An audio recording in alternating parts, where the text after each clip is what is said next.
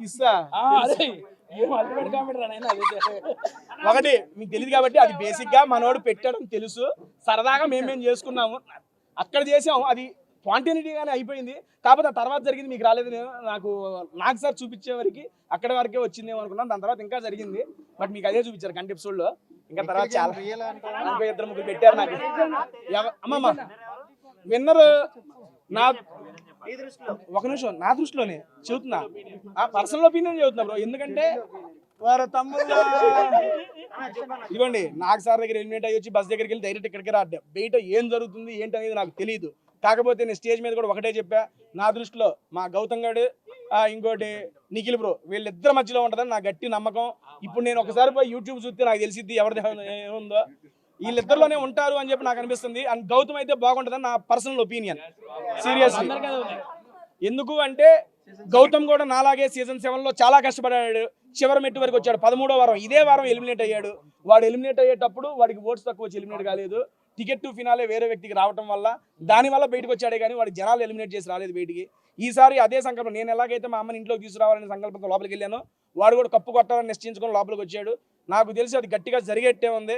నేను లోపల కూడా వాడికి అదే చెప్పాను, ఇంకొక వారం ఉంది, ఈ వారం మనవాడు గట్టిగా ఉంటే తీసుకెళ్ళి కప్పు ఏడా తీసుకొస్తాడు మీ ముందుకి. నేను అదే ఎక్స్పెక్ట్ చేస్తున్నా. ఆ రోజు కప్పుతో వచ్చిన తర్వాత మళ్ళీ మాట్లాడదాం వాడితో కలిసి. ఆయన నీళ్ళు పంచిపెట్టు, ఓ అమ్మాయి ఎవరు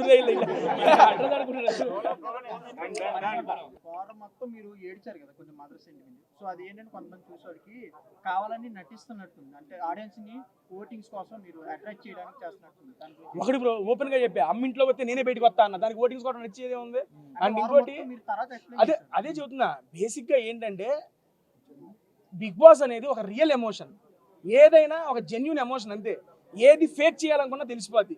అండ్ దట్టు ఏడ్చారంటే అంతమంది పేరెంట్స్ వస్తూ ఉంటే, అరే మనం ఏం జీవితం వెళ్ళాం, అమ్మ రావాలనే జీవితంతోనే వెళ్ళాం. అటువంటిది మా అమ్మ రావట్లేదు మిగిలిన వాళ్ళందరూ వస్తున్నారంటే ఎలా తీసుకోగలని చెప్పు. ఒక క్లోజ్డ్ సర్కిల్లో ఒక 10 మంది ఉంటాము, మన అనుకునే వాళ్ళు ఇంట్లోకి రావట్లేదు, అరే మనం వచ్చిందే దీనికే, దీనివల్ల వేస్ట్ అయిపోయిందనే బాధ గుర్తుకొచ్చినప్పుడల్లా ఆటోమేటిక్గా కళ్ళంటే నీళ్ళు వచ్చేస్తాయి. అండ్ ఇంకోటి పృథ్వీ వాళ్ళ మదర్ వచ్చేటప్పుడు వాళ్ళ అమ్మగారు ఇలా నడుచుకొని వస్తుంటే గేట్లోంచి మనకి KGF మ్యూజిక్ పెట్టారు. మీకు తెలియదు ఏముంది, పాటలు పెడితే నుంచోనే ఉన్నా కారుతానే ఉన్నాయి. అది ఒక రియల్ అండ్ జెన్యూన్ ఎమోషన్స్ అండి, దాన్ని ఎవడూ ఫేక్ చేయలేడు. దట్టు నేను బిగ్ బాస్ హౌస్లో బిగ్ బాస్ అడిగాడు మీ అమ్మ వచ్చింది నీకు ఎలా అనిపించిందని. బిగ్ బాస్ నేను ఎమోషన్ అంత పెద్దగా అవ్వను, నాకు అవసరం లేదు అనుకున్నాను, కానీ అమ్మ ముందు ప్రతిదీ ఇంకా నాకు తక్కువే, అమ్మ తర్వాత ఏదైనా అని చెప్పేశాను అక్కడ. ఎందుకంటే అమ్మ అనేది రియల్ ఎమోషన్ అండి, ఎవరికైనా తెలుసు, ఎవరు అడిగినా అది కాదనరు. ఆ రియల్ ఎమోషన్ని నేను ఫీల్ అయ్యాను, ఆ ఫీల్ అయ్యిందే బయటకు వచ్చింది అంతే. ఓపెన్ గా చదువుతున్నా, స్టేజ్ మీదే చెప్పాను, ఇప్పుడు మళ్ళీ ఏముంది అదే క్వశ్చన్.